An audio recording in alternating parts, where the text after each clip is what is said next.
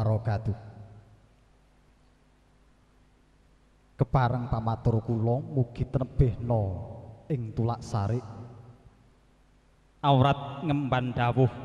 timbanipun prokadang-kadang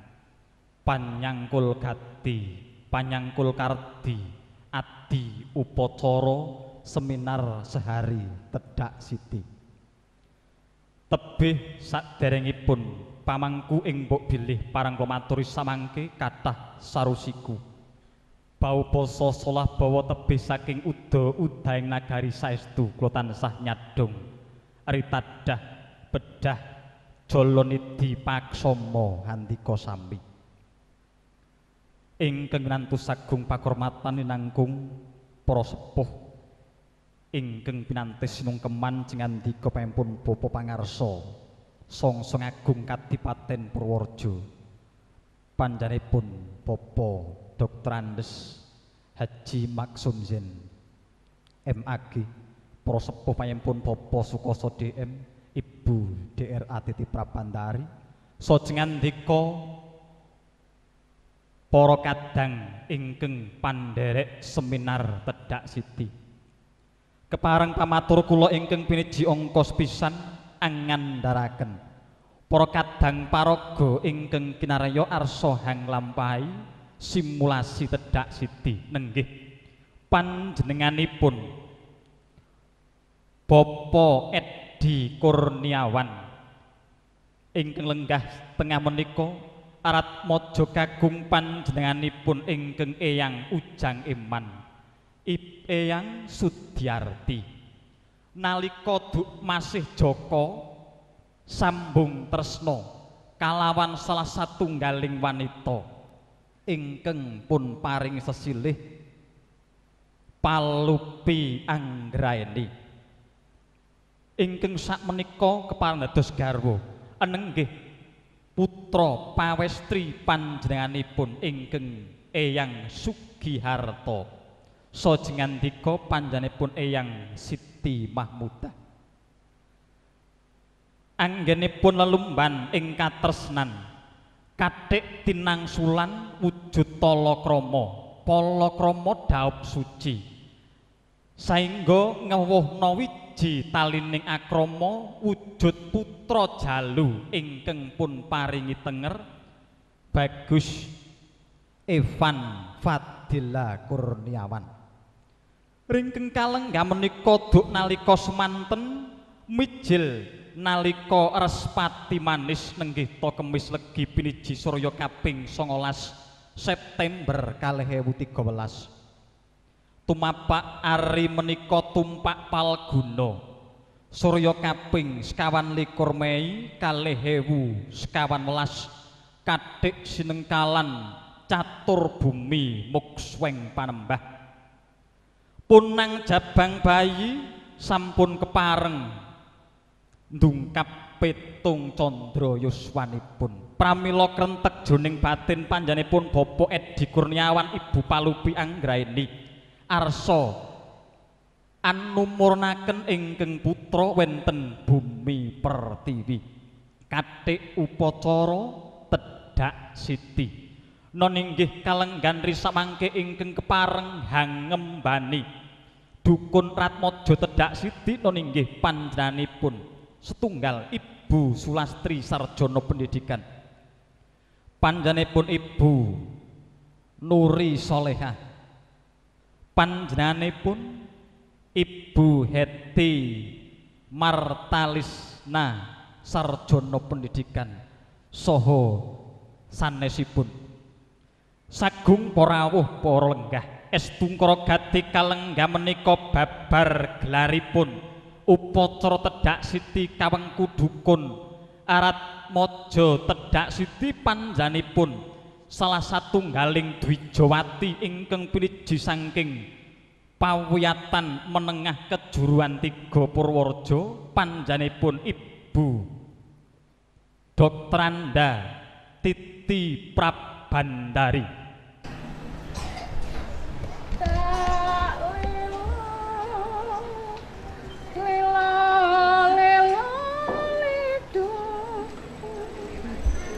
Jab menang anakku bagus yen nangis ndak ilang baguse yen nangis munda ibu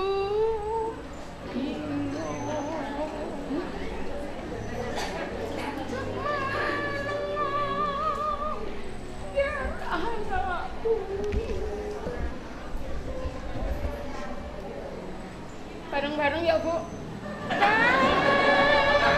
Bulan dadari kaya utang kekilan ini lagi goleki cah nangis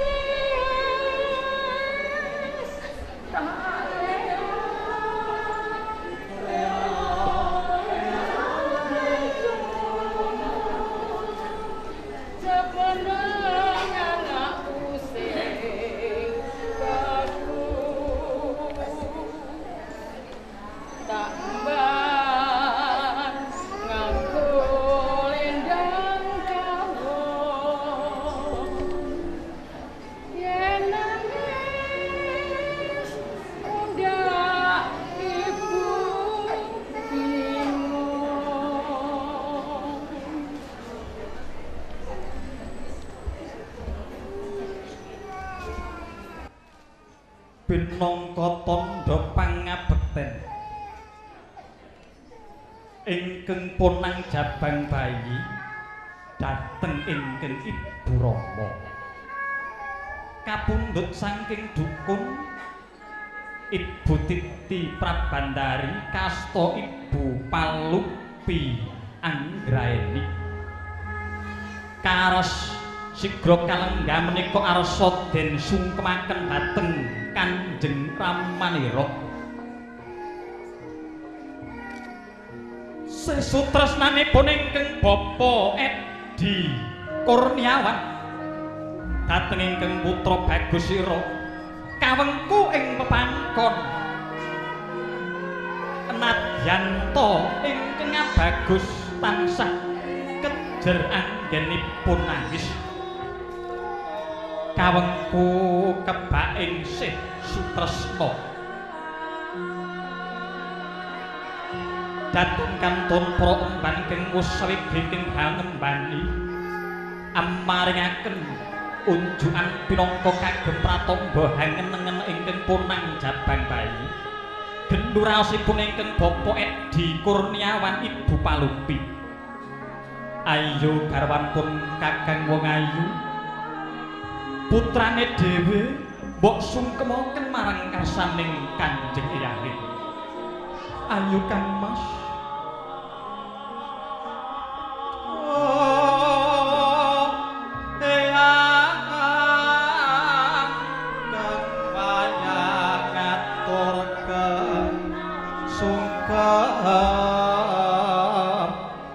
yen to saumpama punang jabang bayi sampun saged tata dalma makaten to pangandikan iris sang punang jabang bayi pun bagus Evan Fadilah Kanjeng Eyang ingkang wayah ngaturaken sungkem bekti Eyang madal pasilan giya nyuwun pamit purning gati sungkem ngasaning Kanjeng Eyang pun Eyang Ujang Emang Eyang Sudyarti kinarya sungkem mugi ngarsanira Kanjeng Eyang pun Eyang Sugiharto Eyang Siti Mahmudah mratelaken gati kalengga menika punang jabang bayi ing benjang tembe agengipun diwasa saged mika dhuwur mendem jero mring gesangi prasepuhira tan kantun saking sesutresnanipun ingkang Kanjeng Eyang pun Eyang Sugiarto Eyang Siti Mahmudah den naras kanan kering saparapanipun tan kantun Mugi ingkang Bapa miwah Ibu Edi Kurniawan ingkang tansah sih sutresna sinambi giya hangayem-ayemi pisang punang jabang bayi ingkang nandang nangis.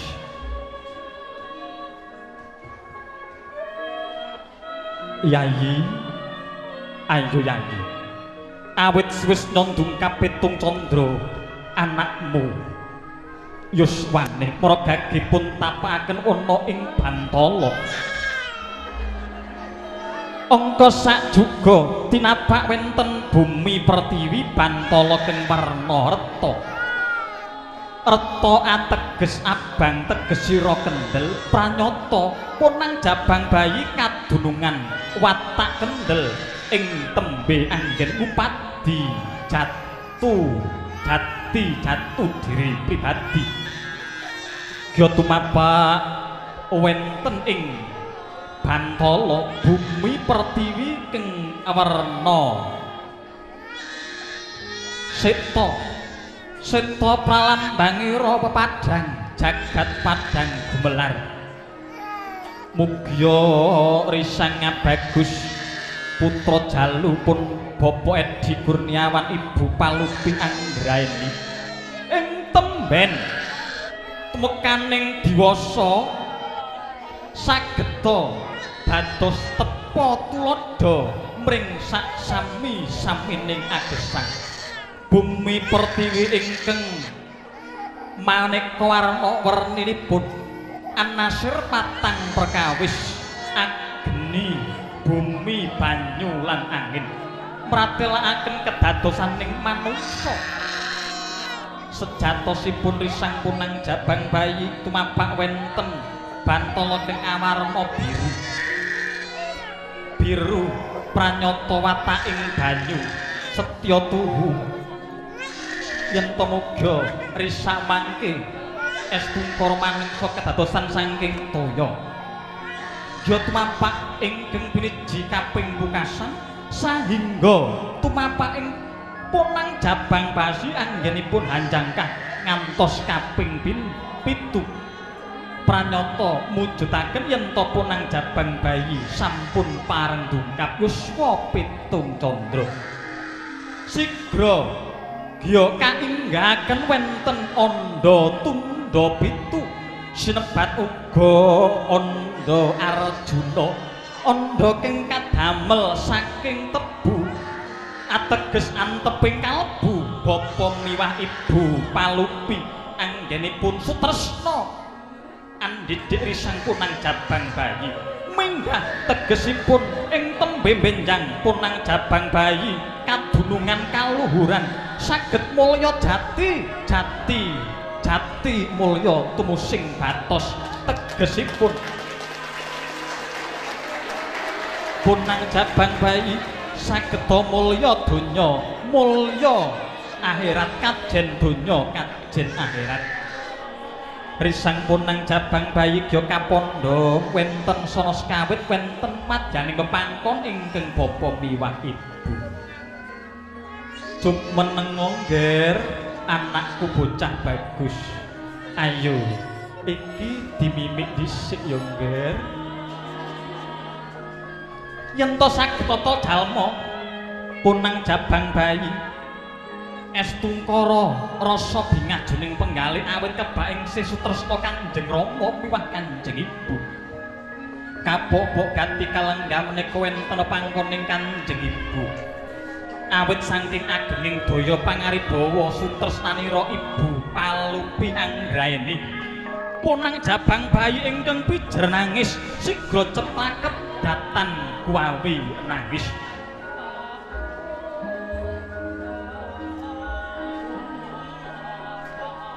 sinetya jroning bumi Paratiwi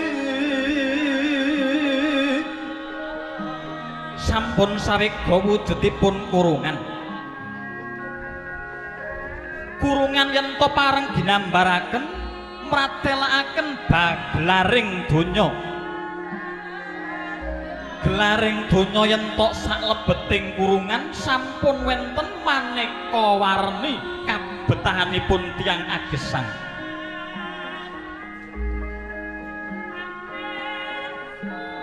Kabetahaning maneka warni tiyang agesang anggen lumban ing Madyapada sampun parang sledya wiwit saking ubur ampe kagem ngupadi ilmu wenten buku wenten garisan wenten pulpen lan sapirungganipun ugi wenten ardana arta wenten uga raja brana sangsangan gelang kalpika lan sapirungganira tan kantun maneka warna ubur ampe paes miwah agem pangageming manungsa.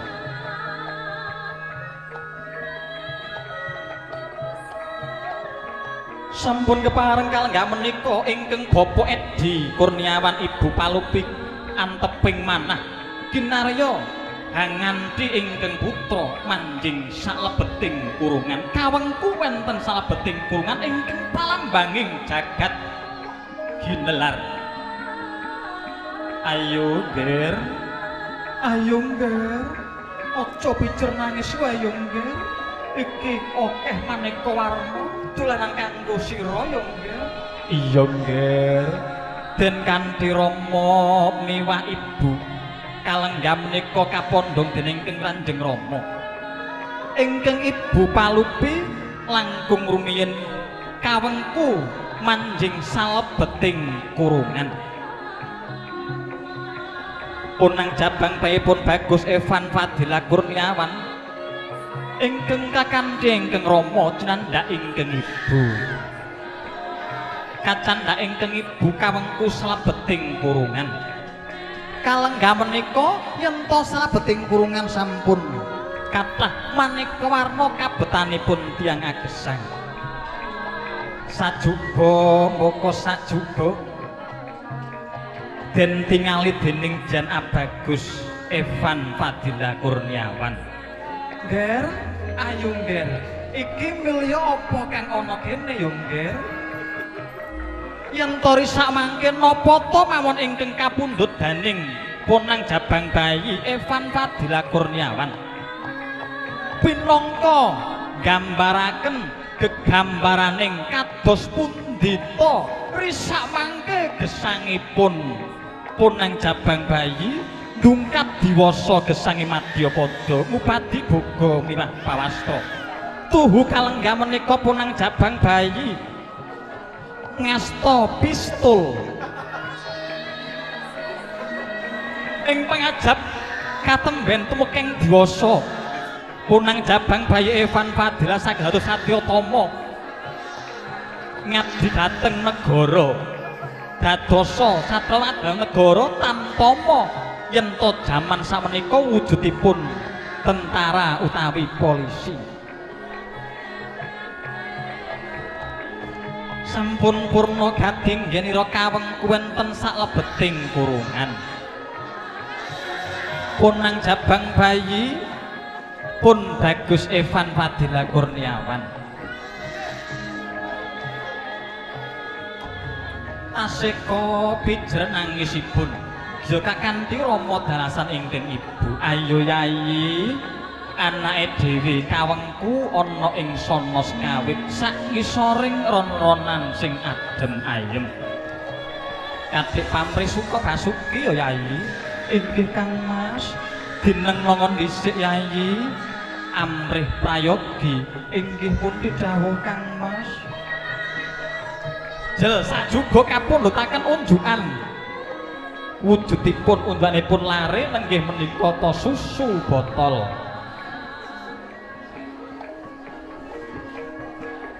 Ya kaunjuk sinambi den pok-pok risang punang jabang bayi wenten kawengku sak madyaning pepangkoning Kanjeng Ibu rumaos adem ayem saengga kejering tangis mamrih saged toleran.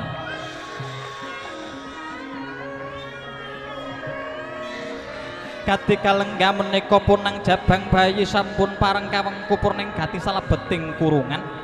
sigra arsa yen sesuci resik memalanira ingkang arsa badhe paring sesuci nenggih pra asepuhira Kanjeng Rama Kanjeng Ibu Kanjeng Eyang kekalihipun ingkang piniji angka sak juga giya arsa paring sesuci kathik siram jamas nunggih panjanipun Kanjeng Eyang pun Eyang Ujang Eman Eyang Sudiarti jumengkar lenggah ndika alon tumapak padha arsa hamrepeki punang jabang bayi ingkang kapondhong dening Ibu miwah Rama kathik kebak risih sutresna Kanjeng Eyang amundhut toya suci keng bebore sekar manca warna sampun ginanda arum kausapaken wonten mustaka dumugi pangarasan palarapan kebaing pasren ingkang Ratmaja nenggih topunang jabang bayi ingkang sampun pareng ndungkap pitung candra yuswanipun pun Bagus Evan Fadila Kurniawan kaaras kanan kering dhateng Kanjeng Eyang miwah Kanjeng Eyang kakung miwah Eyang putrinipun nadyan to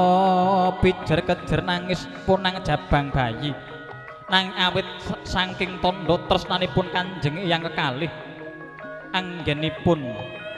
sesuci dhateng punang jabang bayi tan kantun jengandika panjenenganipun Eyang Sugiharto Eyang Siti Mahmudah ugi arsa paring sesuci ing pangajap punang jabang bayi saged lerem anggenipun pijer nangis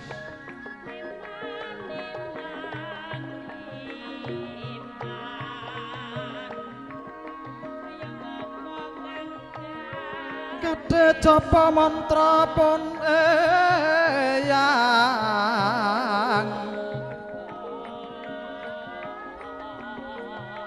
giya paring resik dhateng ingkang Ratmaja nyuwun Gusti Kang Murbajati anenggih tampun Allah Subhanahu wa taala mugi teneben ing memala punang jabang bayi ing tembe gesang Madyapada ndungkap diwasa dhateng manggih beka pambeng sawiji tansah rahayu widodo anggen lumampah sampun purning gati kalenggah menawa nggih sesuci punang jabang bayi sigra arsa kawengku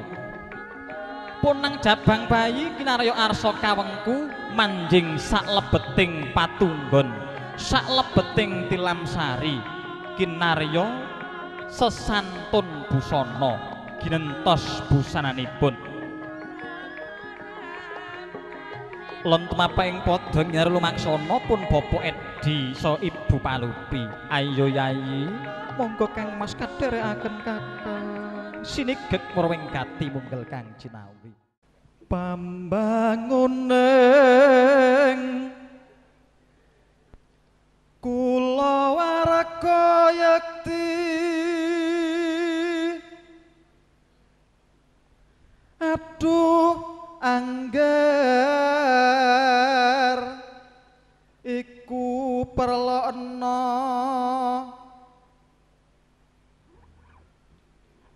pinangka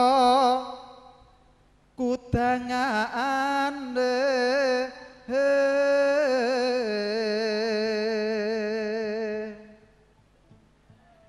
sandang pangan kacukup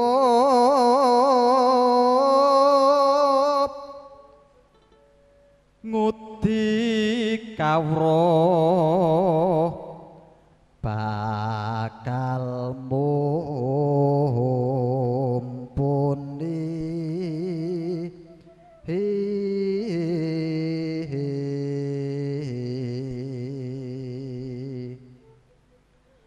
kakung putri mung sumangga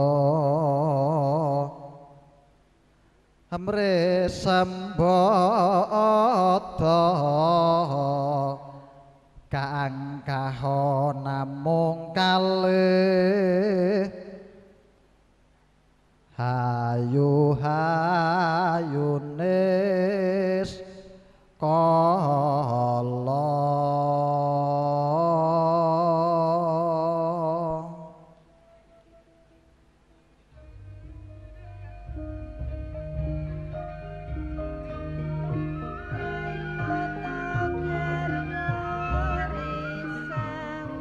sampun parenggya kasantun busana mawi ngagem busana bathik clana panjang iket mratelaken satriya tama tanah Jawa kawengku Rama Ibu wenten ing Siti Pasiten sejati bumi pertiwi sampun parang senedya kendhaga kencana keng mawi isi maneka warni pangupa boga keng den upadi tiyang agesang wenten Redana Arta awas miwah keng werni kuning menika mratelaken Raja Brana sedaya menika ingkang kepareng den upadi dening tiyang agesang pinangka kagem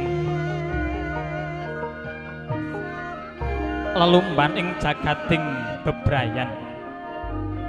kapundhut kawudik-udik dening ingkang punang jabang bayi pun Bagus Evan Fadila Kurniawan yen to pratandha katemben benjang tumeking diwasa punang jabang bayi pun gampilaken upadi boga wastra sandang pangan saengga dados priya ingkang mulya jati tegesipun mulya donya mulya akhirat sageda kajen donya kajen akhirat tentreming juning manah punang jabang bayi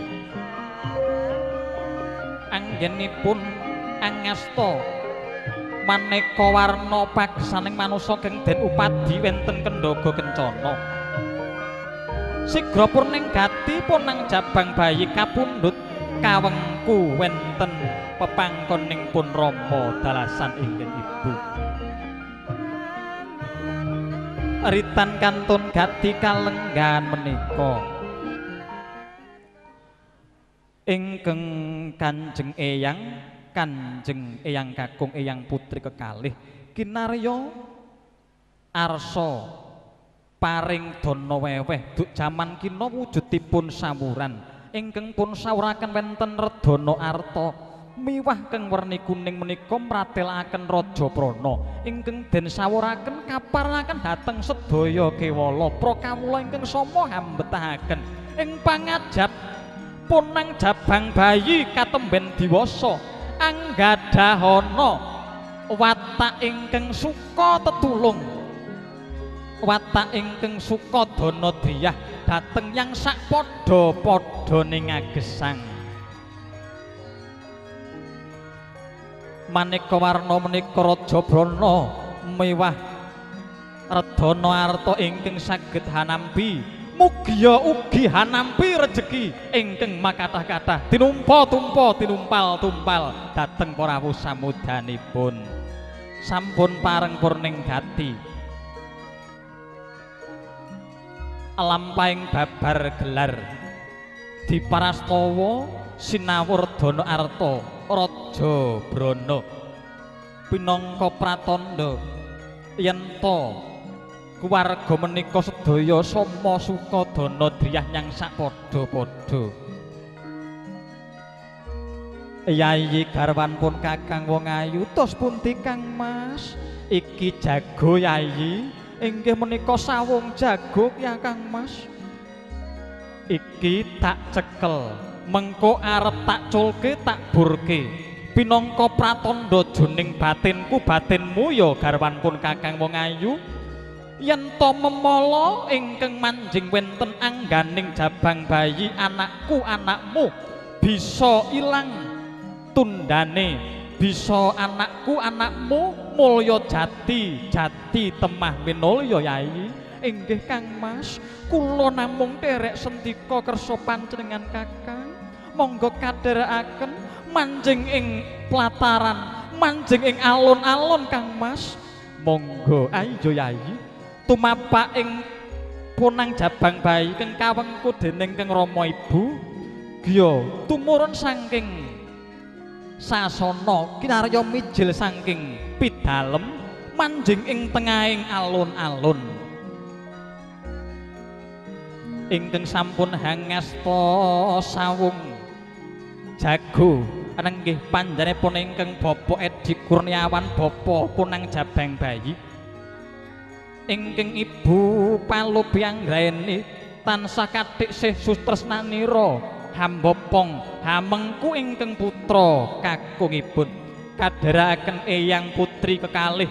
kadherekaken wonten penganipun eyang putri eyang kakung kekalih miwah para emban ingkang sama hangembani lampahira adi upacara Tedhak Siti ingkang pun asta panjenenganipun dukun Tedhak Siti panjenenganipun Ibu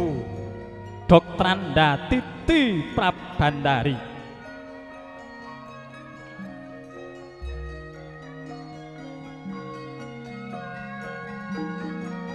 Sinambi sinawuran Ardana Arta Dana Driyah yang